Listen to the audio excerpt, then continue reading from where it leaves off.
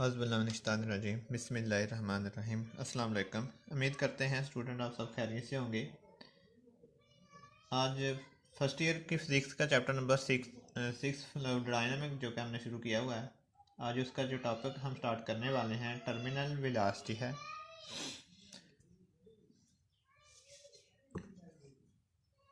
6.2 article है हमारे पास terminal velocity.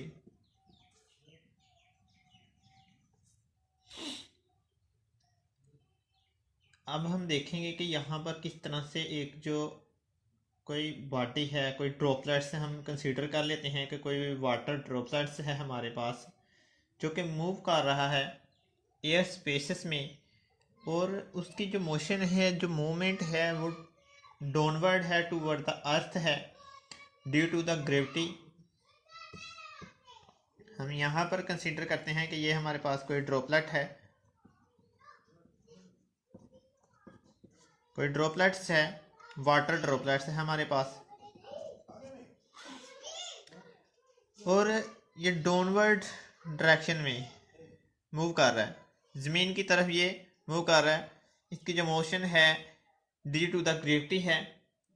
Water droplets moving the downwards due to the gravity. अपने weight mg के साथ ये नीचे की तरफ हरकत कर रहा है। अब जैसे ही ये डाउनवर्ड मूव करता जाएगा तो इसके ऊपर जो फोर्स ऑफ अर्थ है, जो ग्रेविटेशन की फोर्स है, जैसे जैसे ये नीचे की तरफ मूव करता जाएगा तो इसकी स्पीड में क्या होता जाएगा, इजाफा होता जाएगा। जैसे जैसे इसकी स्पीड इंक्रीज होती जाएगी तो इसके ऊपर जो एक रिटार्डिंग फोर्स जो इसकी अपोजिट सिमत में, हम यहाँ पर कह देते हैं कि ये हमारे पास क्या हैं, लेयर्स हैं किसकी, हवा की। ये लेयर्स हैं किसकी, एयर्स की। तो उन एयर्स की लेयर में से ये गुजरता जा रहा है, पास हो रहा है, और इसकी जो मोशन है टूवर्ड द अर्थ है। अब जैसे जैसे ये नीचे की तरफ मूव करेगा तो इसकी स्पीड में क्या होगा, इजाफा। जैसे जैसे इसकी स्पीड में इजाफा होगा तो उसके साथ यहाँ पर जो एक फोर्स अप्लाई हो रही है, इसके ऊपर जो एक फोर्स लग रही है, ड्रैग फोर्स कह लो उसको, रिटार्डिंग फोर्स कह लो, या फ्रिक्शन की फोर्स कह लो, उस फोर्स में भी इसके साथ साथ क्या होता जाएगा, इजाफा होता जाएगा। तो जैसे जैसे इसकी स्पीड में इजाफा होगा तो इसके ऊपर अप्लाई होने वाली जो ड्रैग फोर्स है उसमें भी क्या होगा, इजाफा होगा, वो भी क्या होगी, इंक्रीज होगी। आपने देखा कि जैसे जैसे इसकी स्पीड में इजाफा हो रहा तो इसके ऊपर जो रिटार्डिंग फोर्स है, जो फ्रिक्शन की फोर्स है, जिसे हमने नाम दिया है एक ड्रैग फोर्स का, तो उसमें भी क्या हो रहा है, इजाफा हो रहा है। तो यहाँ पर अगर इस बॉडी की जो आपके पास मोशन है ये है डाउनवर्ड, जिसका मास m है, कोई वाटर ड्रॉपलेट्स है, पानी का एक कतरा है जो नीचे की तरफ मूव कर रहा है, और इसके ऊपर जो फोर्स लग रही है अपोजिटली, जिसे हमने ड्रैग फोर्स का नाम दिया है, वो क्या है, अपवर्ड। अब ये अपने वेट के साथ क्या हो रहा है, डाउनवर्ड डायरेक्शन में जा रहा है, यही ड्रॉपलेट्स डाउनवर्ड डायरेक्शन में जा रहा है, और जो रिटार्डिंग फोर्स है, जो ड्रैग फोर्स है, वो इसकी अपोजिट मुखालिफ सिमत में अपवर्ड इसके ऊपर अमल कर रही है। अब क्या होता है कि जैसे जैसे इसकी स्पीड में इजाफा होता जाएगा, जैसे जैसे ये टूवर्ड द अर्थ मूव करता जाएगा तो इसकी स्पीड में इजाफा होगा। जैसे इसकी स्पीड में इजाफा होगा तो इसके ऊपर जो इसकी फ्रिक्शन की फोर्स है, ड्रैग फोर्स है, उसमें भी क्या होता जाएगा, इजाफा होता जाएगा। फिर वो क्या कहता है, any instant of times, any instant of time, कि किसी भी वक्त, एक वक्त ऐसा आएगा कि जब इसका जो वेट है, जो नीचे आने की स्पीड है, और इसके ऊपर जो ड्रैग फोर्स, अपोजिट फोर्स लग रही है, दोनों क्या हो जाएंगी, इक्वल हो जाएंगी। वेट इक्वल हो जाएगा किसके, ड्रैग फोर्स के। कि एक लम्हा ऐसे आएगा जैसे ये ड्रॉपलेट्स, ये जो पानी का कतरा है, नीचे की तरफ हरकत करता रहेगा तो इसके ऊपर एक अपोजिटली फोर्स जो अप्लाई हो रही है वो इसके मुखालिफ सिमत में इसकी मज़ाहमत करेगी। तो एक वक्त में ये दोनों क्या हो जाएंगी, इक्वली हो जाएंगी, तो फिर जो हमारे पास ये ड्रॉपलेट्स है ये एक कांस्टेंट स्पीड के साथ फिर ये जो मूव करेगा टूवर्ड द अर्थ, ज़मीन की तरफ ये जो मूव करेगा फिर एक कांस्टेंट, इसकी स्पीड क्या हो जाएगी, कांस्टेंट हो जाएगी। कब इसकी स्पीड कांस्टेंट हो जाएगी, जब इसका जो वेट है और ड्रैग फोर्स है दोनों किसी भी वक्त के किसी भी इंटरवल में सेम हो जाएंगी, एक इक्वल हो जाएंगी। तो फिर उसके बाद जो इसकी मोशन है, इस पार्टिकल की जो मूवमेंट होगी वो क्या होगी, कांस्टेंट, एक तरतीब के साथ क्या करेगा, ये मूव करेगा। तो हमने जब ये दोनों इक्वल हो जाएंगे तो हम नेट फोर्स कैसे निकाल सकते हैं। तो हमारे पास नेट फोर्स होगी वेट, वेट में से जो इसका अपना वेट होगा इस बॉडी का, इस ड्रॉपलेट्स का, उसमें से हम माइनस करेंगे ड्रैग फोर्स को। देखो कि हमने यहाँ पर बात की है कि ये एक ड्रॉपलेट्स है जो कि मूव कर रहा है toward the earth downward direction में, और जैसे जैसे ये डाउनवर्ड डायरेक्शन में मूव कर रहा है तो इसके ऊपर जो ज़मीन की अट्रैक्शन की फोर्स है वो क्या होती जा रही है, इंक्रीज होती जा रही है। जैसे जैसे ज़मीन की अट्रैक्शन की फोर्स इसके ऊपर इंक्रीज होती जाएगी तो ये क्या करेगा, इसकी स्पीड में इजाफा होगा। लेकिन इस ड्रॉपलेट को जो डाउनवर्ड डायरेक्शन में मूव कर रहा है इसके ऊपर एक ड्रैग फोर्स, इस एक फ्रिक्शन की फोर्स अप्लाई हो रही है। और जैसे इसकी स्पीड में इजाफा होगा, ये डाउनवर्ड मूव तो कर रहा है लेकिन इसकी स्पीड में इजाफा हो रहा है, जैसे जैसे इसकी स्पीड में इजाफा होगा तो ये जो फ्रिक्शन की फोर्स है जो इसको अपोज करने की कोशिश कर रही है उसमें भी क्या होता जाएगा, इजाफा। फिर किसी भी लम्हे इंटरवल ऑफ द टाइम से, यानी कि किसी भी any interested of the time से ये वेट्स जो इसका बॉडी का वेट होगा वो इक्वल हो जाएगा इस ड्रैग फोर्स के। जब ये ड्रैग फोर्स की इक्वल हो जाएगा तो वहां पर आपने नेट फोर्स कैसे निकालने हैं, इसके वेट में से किसको माइनस कर देंगे, ड्रैग फोर्स को आप माइनस कर देंगे। तो उसके बाद जब ये इक्वल हो जाएंगे वेट और ड्रैग फोर्स तो इसकी जो वेलोसिटी है, इसकी जो मोशन है वो क्या हो जाएगी, कांस्टेंट हो जाएगी। इसकी जो हरकत करने की जो स्पीड है डाउनवर्ड डायरेक्शन में जो मूवमेंट है वो क्या हो जाएगी, कांस्टेंट हो जाएगी। तो हम टर्मिनल वेलोसिटी की डिफाइन फिर किस तरह से कर सकते हैं, टर्मिनल वेलोसिटी, हम टर्मिनल वेलोसिटी को इस तरह से फिर डिफाइन कर सकते हैं, the terminal velocity, the terminal velocity is a velocity when the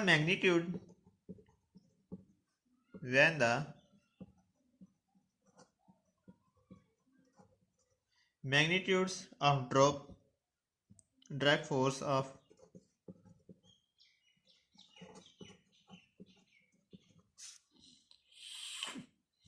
becomes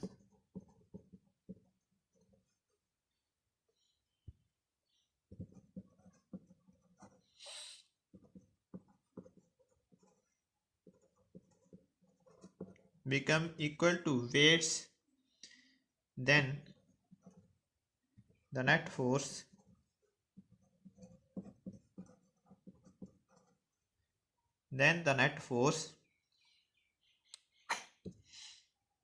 will be 0,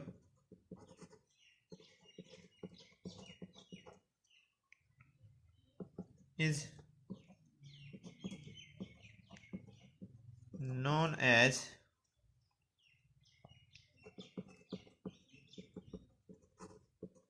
terminal velocity।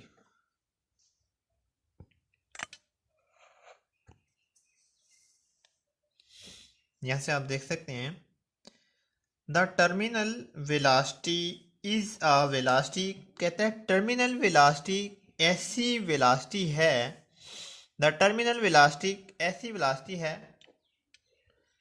जिसमें जब हम मैग्नीट्यूड्स की बात करते हैं ड्रैग फोर्स की, कि ड्रैग फोर्स की मैग्नीट्यूड्स इक्वल हो जाती है वेट के, जिस तरह से मैंने यहाँ पर किया था, आपको बताया भी था कि ड्रैग फोर्स इक्वल हो जाती है वेट्स के। कहता है टर्मिनल वेलोसिटी एक ऐसी वेलोसिटी है जिसमें ये हमारे पास जो ड्रैग फोर्स है ये इक्वल हो गया उस ड्रॉपलेट्स के वेट्स के। उस वक्त क्या होता है, कहता है इसके ऊपर जो नेट फोर्स होती है वो क्या होती है, ज़ीरो। दोबारा से देख लें,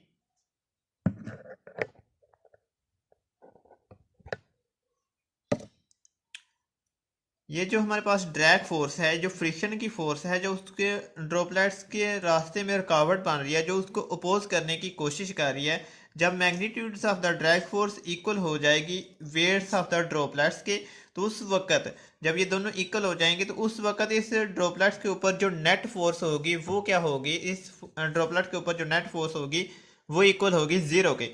जब नेट फोर्स जीरो इक्वल हो जाएगी, इस ड्रैग फोर्स की मैग्नीट्यूड्स की वजह से ड्रॉपलेट्स के वेट्स के इक्वल हो जाता है, तो उस वक्त नेट फोर्स जीरो हो जाती है और वो वाली वेलोसिटी, हम उस वेलोसिटी को कहते हैं टर्मिनल वेलोसिटी। अब हम देखते हैं इसकी मैथमेटिकल फॉर्म्स कि इसकी मैथमेटिकल फॉर्म्स क्या है हमारे पास। तो टर्मिनल वेलोसिटी को हम रिप्रेजेंट करते हैं v, और v के यहाँ बेस में हम छोटा सा लिख देते हैं t। हमने यहाँ पर एक चीज़ देखी है कि उसने यहाँ पर एक बात कही है, हमें बताई है कि वेट्स किसी भी वक्त बराबर हो जाता है ड्रैग फोर्स के। और प्रीवियस लेक्चर में हमने ड्रैग फोर्स की जो वैल्यू है हम फाइंड आउट कर चुके हैं, वो हमारे पास होती है 6 पाई ईटा आर वी। और आपके पास ये जो वेट है W, ये इक्वल होता है mg के। अब यहाँ पर मैं कीमतें दर्ज कर देता हूँ। mg इक्वल है 6 पाई ईटा आर वी। हम यहाँ पर बात कर रहे हैं टर्मिनल वेलोसिटी की, यहाँ पर हम तो टर्मिनल वेलोसिटी की बात कर रहे हैं, तो यहाँ पर v की यहाँ पर हम बेस में छोटा सा लिख देते हैं t। अब हमने निकालना टर्मिनल वेलोसिटी, तो इस vt को हम इस तरफ रहने देते हैं, 6 पाई ईटा आर को उधर हम डिवाइड कर देते हैं, तो न्यू रिलेशन हम इस तरह से लिख सकते हैं vt mg over 6 pi eta R. अब हम यहाँ पर मैथ को रिप्लेस करेंगे, मैथ को हम रिप्लेस करेंगे वॉल्यूम डेंसिटी में। वॉल्यूम डेंसिटी में हम इसको रिप्लेस करेंगे। वॉल्यूम आपके पास होता है v, तो m इक्वल होगा v, और डेंसिटी को हम इस रो से ज़ाहिर करते हैं, तो हम यहाँ पर m की जगह पर क्या लगाएंगे, v और रो। तो न्यू रिलेशन जो आपके पास vt का आ रहा है वो हमारे पास क्या आ रहा है, m की जगह पर, मैथ की जगह पर हम लगाएंगे v रो g, और बटा के नीचे हमारे पास है 6 पाई ईटा आर। अब यहाँ पर हमने वॉल्यूम को रिप्लेस करना है किस फॉर्म में। हमने यहाँ पर देखा है कि हमारे पास जो ड्रॉपलेट था वो स्फेरिकल था, जो डाउनवर्ड डायरेक्शन में मूव कर रहा था। ये जो वाटर ड्रॉपलेट है, वाटर ड्रॉपलेट्स, ये स्फेरिकल फॉर्म में है। और स्फेरिकल हमारे पास जो स्फेरिकल शेप होती है उसका जो हमारे पास वॉल्यूम होता है वो होता है 4/3 पाई आर क्यूब। जो हमारे पास स्फेरिकल बॉडी है या शेप है उसका जो हमारे पास वॉल्यूम होता है 4/3 पाई आर क्यूब। तो हमने यहाँ पर जो हमारे पास वॉल्यूम आ रहा है, यहाँ पर हमने क्या लगा देना है, उसकी वैल्यू यहाँ पर हमने दर्ज कर देनी है। तो वी टी इक्वल आ जाएगा हमारे पास 4/3 पाई आर क्यूब, यहाँ पर डेंसिटी और यहाँ पर जी, और उसके नीचे आ रहा है हमारे पास 6 पाई ईटा आर। अब यहाँ पर 4 3 और ये जो बटा के नीचे ओवर बटा में आ रहा है हमारे पास से 6 आ रहा है, तो इसको मैं अलग यहाँ पर लिख देता हूँ। 4/3 मल्टीप्लाई, ये है आपके पास 6, लेकिन जब इसको मैं ऊपर लेके जाऊंगा रिप्लेस करूंगा तो 1/6 आ जाएगा, क्योंकि इसने 6 के नीचे आप इस तरह से 1 लिख दो तो ये जब बटा के नीचे बटा आ जाती है, डबल बटा आ जाती है, तो उसको आप रिप्लेस इस तरह से कर देते हो। हमारे पास यहाँ पर है पाई आर क्यूब रो जी, और यहाँ पर हमारे पास बटा के नीचे पाई ईटा आर। यहाँ पर आर क्यूब है, यहाँ पर एक आर है, तो यहाँ से एक पावर इसकी कैंसिल हो जाएगी, यहाँ से पाई पाई के साथ कैंसिल हो जाएगा, यहाँ पर आर स्केयर रह जाएगा।